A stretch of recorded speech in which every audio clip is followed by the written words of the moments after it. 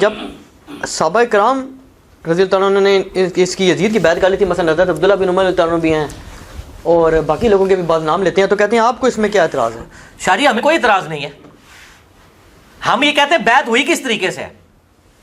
عبداللہ بن عمر نے بیعت کر لی تھی، اچھا جی، اب ہم یہ پوچھتے ہیں کہ جو عبداللہ بن عمر رضی اللہ تعالیٰ عنہ کی بیعت کرنا ہے، کیا اس چیز کی توثیق ہو جائے گی کہ یزید کی خلافت ٹھیک ہے؟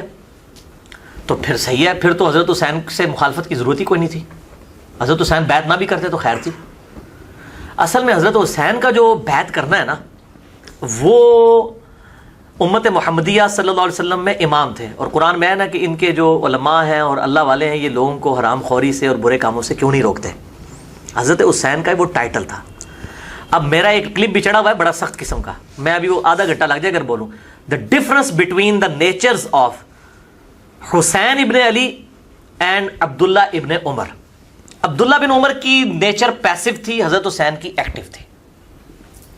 عبداللہ بن عمر کے سامنے جب حضرت معاویہ نے حضرت عمر کی گستاخی کی، 4108 نمبر حدیث ہے کہ میں اس کے باپ سے بھی زیادہ خلافت کا حقدار ہوں، کی تھی نا، حضرت ابن عمر کی تھی، اس کے باپ کی۔ بعد میں اس سے پوچھا کہ آپ نے جواب کیوں نہیں دیا، ان کا میں نے فتنے کے ڈر سے خاموش ہو گیا اور قتل ریزی کے ڈر سے، اور مجھے جنت کی نعمتیں یاد آ گئی۔ میرا ارادہ تھا کہ میں اس کو ادھر ہی کہتا کہ معاویہ تجھ سے زیادہ خلافت کا حقدار وہ ہے جس نے حالت کفر میں تم لوگوں سے جنگ کی ہوئی ہے، جب تم لوگ کافر تھے اور انہوں نے مار مار کے تم لوگوں کو اسلام میں داخل کیا ہے، یعنی علی یا ابن عمر خود۔ اب یہ امام بخاری نے غزوہ خندق کے چیپٹر میں یہ حدیث ڈالی ہے کہ ابن عمر جو ہے وہ خندق کے صحابی تھے، یہ ثابت کیا انہوں نے۔ حالانکہ اس حدیث میں سے تو کتنی گستاخیاں نکل آتی ہیں بقول ان کے، لیکن امت کو ٹیکا لگا دیا امام بخاری نے حق کا کہ بات کس طریقے سے پہنچتا ہے۔ تو ابن عمر تو اپنے باپ کے خلاف جب بات ہوئی ہے، وہ بیچارے وہاں نہیں بولے، وہ پیسو نیچر کے تھے، وہ دوسری طرف جاتے تھے کہ حکمرانوں کے خلاف خروج نہ کیا جائے، قیام نہ کیا جائے۔ اسی لیے بخاری مسلم میں بھی آتا ہے کہ یزید کی جب لوگ بیعت توڑ رہے تھے واقعہ ہررہ کے بعد، وہ ان کو منع کرتے تھے۔ ہم یہ پوچھتے ہیں جو بیعت توڑ رہے تھے وہ بریلوی دیوبندی شیعہ تھے؟ وہ بھی تو صحابہ ہی تھے، ان کی اوپینین کو نہیں یہ لوگ مانتے، انہوں نے بیعت توڑ دی تھی۔ اور ادھر ہی میں وہ ضمناً بات بتا دوں، یہ وہ محمد بن انفیہ والی، جی وہ بھی ہاں کہتے ہیں جی محمد بن انفیہ جو ہیں وہ ان کے سامنے جب ذکر کیا یزید شرابی تھا، کبابی تھا، تو انہوں نے کہا میں نے تو اس کو سنت میں آگے بڑھ کے دیکھنے والا دیکھا ہے، سنت میں آگے بڑھ کے۔ جنہوں نے باوجداد سنت نو تروڑ رہے ہیں، سنتا نو بدل لے رہے ہیں، وہ سنت میں آگے بڑھ چڑھ کے، ٹھیک ہے، تو بڑا نمازی یہ ہے۔ اور یہ آدھی روایت پیش کرتے ہیں، یہ پوری روایت عبداللہ ابن مطیع والی آتی ہے، وہ صحابی رسول ہیں جو روایت کرتے ہیں کہ یزید کے اندر یہ فالٹ ہیں، شرابی، کبابی، بے نمازی، اور اسی طریقے سے قریب ہے کہ آسمان سے پتھر برس پڑے، ٹھیک ہے۔ اور یہ عبداللہ ابن مطیع کی بات جب محمد بن انفیہ تک پہنچتی ہے وہ رد کرتے ہیں۔ عبداللہ ابن مطیع جو ہیں وہ ہے صحابی اور محمد بن حنفیہ ہیں تابعی۔ جب تابعی اور صحابی کا ٹکراؤ تو کس کی بات مانی جاتی ہے؟ صحابی کی۔ اہل سنت کا متفق کا اصول ہے۔ تو یہ پوری روایت کیوں نہیں بیان کرتے ہیں؟ محمد بن حنفیہ نے کہتا ہے، محمد بن حنفیہ نے سرٹیفکیٹ دے دیتا ہے نا۔ اسی لیے شیخ زبیر صاحب بڑے سمجھدار تھے، انہوں نے اس روایت سے ہی جان چھڑا لی۔ انہوں نے اہل حدیث رسالے میں ویسے وہ لکھ دیا، ویسے وہ رسالہ بھی غائب ہو گیا نیٹ سے، ہمارے پاس ویسے موجود ہے، مقالات میں بھی میرا خیال ہے۔ انہوں نے لکھا یہ روایت ہی جعلی ہے، وہ ہیڈنگ میں رہی کیا یزید شرابی تھا، تو انہوں نے کہا یہ پوری روایت اگر کوئی صحیح مانتا ہے تو پھر عبداللہ ابن مطیع کی بات صحیح ہے کہ وہ شرابی تھا، محمد بن حنفیہ کی بات ریجیکٹڈ ہے، ادروائز جان چھڑاؤ اس روایت کو ہی ضعیف کہو، ٹھیک ہے نا۔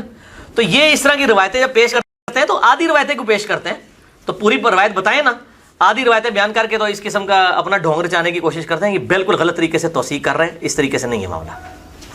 ہاں جی، اور ایک بات آپ کرتے ہوتے ہیں اکثر کہ حضرت عبداللہ بن عمر کی جو شہادت ہے وہ بھی آپ بنو امیہ نے کی ہے، اس کا کیسے صحیح بخاری میں کتاب الحج چیپٹر میں کہ حجاج ابن یوسف جو ہے وہ آیا ان کی تیمارداری کے لیے، تو کہا کہ مجھے بڑا افسوس ہے جو آپ کو، ان کو زخم لگا تھا زہر آلود نیزہ حالت احرام میں، تو آپ کے قاتل کا پتہ چلے نا تو میں اس کو جو ہے نا وہ سزا دوں۔ انہوں نے کہا میرا قاتل وہ ہے جس نے حالت احرام میں لوگوں کو یہ جنگی آلات لانے کی، تلواریں اور نیزے لانے کی اجازت دی ہے، احرام کی حالت میں تو نہیں یہ لا سکتے، یعنی تو ہی یہ قاتل، لیکن سامنے کون بات کر سکتا ہے؟ یہ کس کو کہا انہوں نے؟ حجاج ابن یوسف کو۔ اس کے نیچے آپ ذرا داؤد راز ان سب لوگوں کی شرح پڑھیں ابن حجر اسقلانی کی کہ وہ حجاج بن یوسف سے ان کا تو کوئی سروکار نہیں نا، کیوں؟ حضرت امیر معاویہ کو سے کیا سروکار ہے؟ میں آل امیہ ہے نا، میں یہ بتانا چاہ رہا ہوں کہ ابن عمر رضی اللہ تعالیٰ عنہ جو پوری زندگی امت کے مفاد میں اپنے اعتبار سے آل امیہ کا ساتھ دیتے رہے، بالآخر ان کی شہادت آل امیہ کے ہاتھوں ہوئی ہے، ان کو بھی انہوں نے معاف نہیں کیا، ٹھیک ہے۔ اور ویسے میں بتاؤں آپ کو، تاریخی روایتیں ایسی ملتی ہیں کہ ابن عمر آخری وقت میں روتے تھے، کاش میں نے اس وقت علی کا ساتھ دیا ہوتا، جو معاملات بگڑ گئے تھے. اور یہ تاریخی روایتیں ہیں. جب یہ کوڑ کباڑ اکٹھا کر کے پیش کرتے ہیں تو ہم بخاری کی حدیثوں میں تاریخی روایتیں فٹ کیوں نہیں کر سکتے؟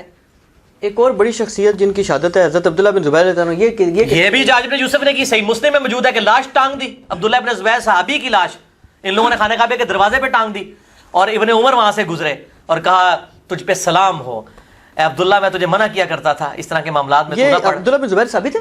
جی یہ صحابی ہیں. صحابی ہیں. حضرت ابو بکر کے نواسے ہیں. حضرت عائشہ کی بہن اسما بنت ابی بکر کے بیٹے ہیں اور حضرت زبیر اشرا مشرا کے بیٹے ہیں. ٹھیک ہے. عبداللہ ابن زبیر کو عام آدمی ہے. انہوں نے بھی بیعت نہیں کی تھی یزید کی, یاد رکھیے. 9 سال انہوں نے بھی خلافت قائم کی ہے.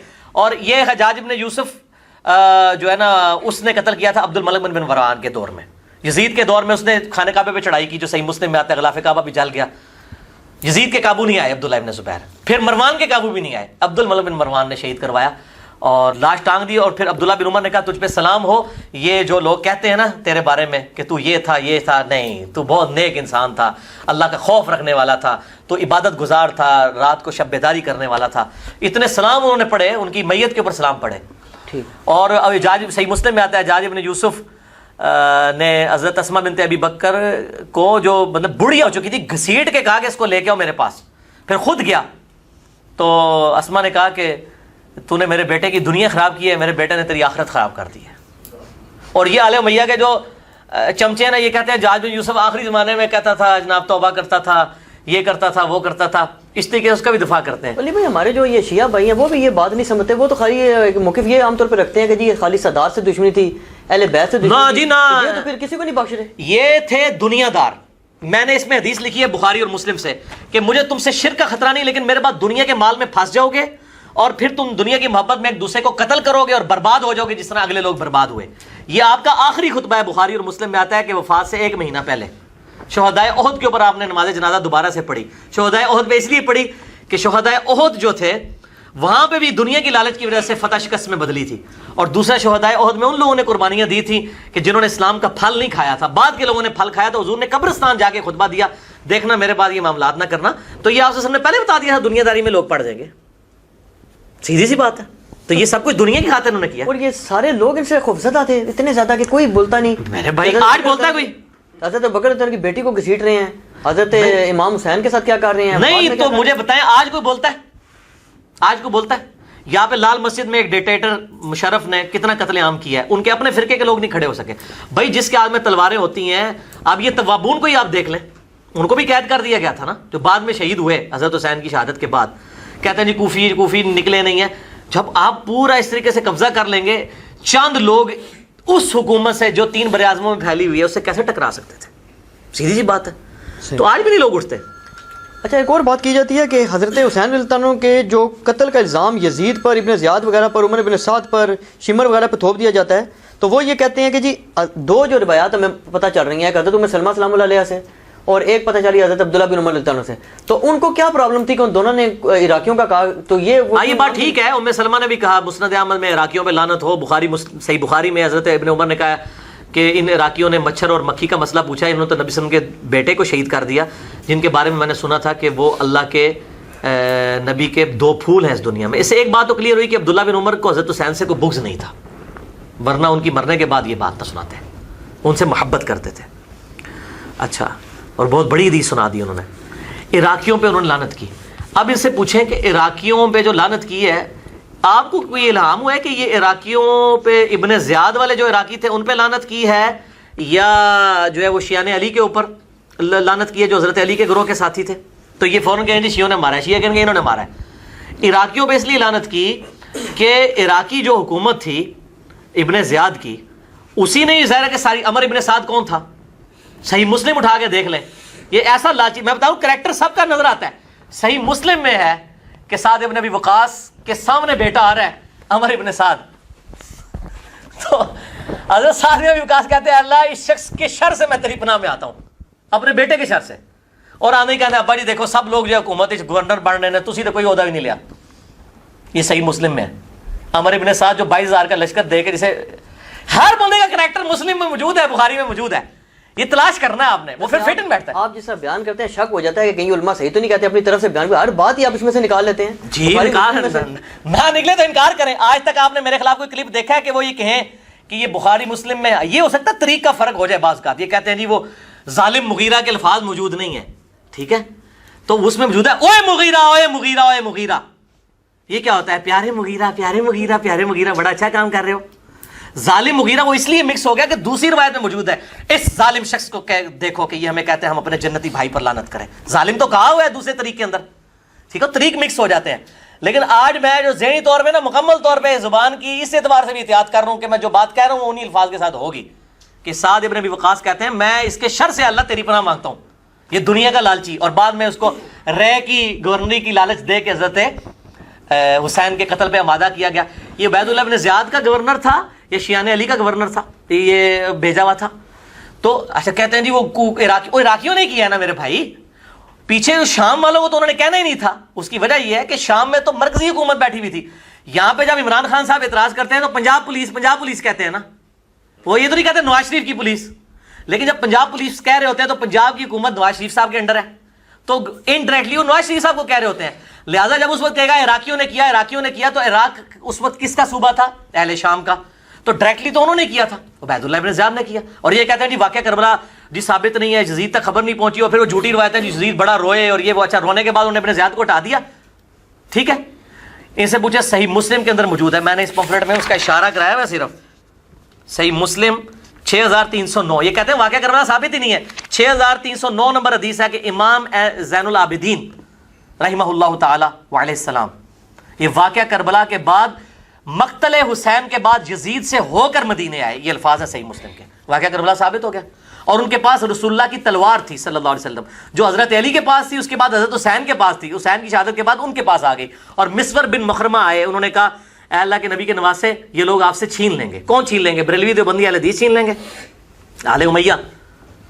تو آپ مجھے دے دیں گے تلوار, اس میں تلوار کی حفاظت کروں گا. یہ صحیح مسلم 6309 نمبر فضائل فاطمہ والے چیپٹر میں یہ حدیث موجود ہے.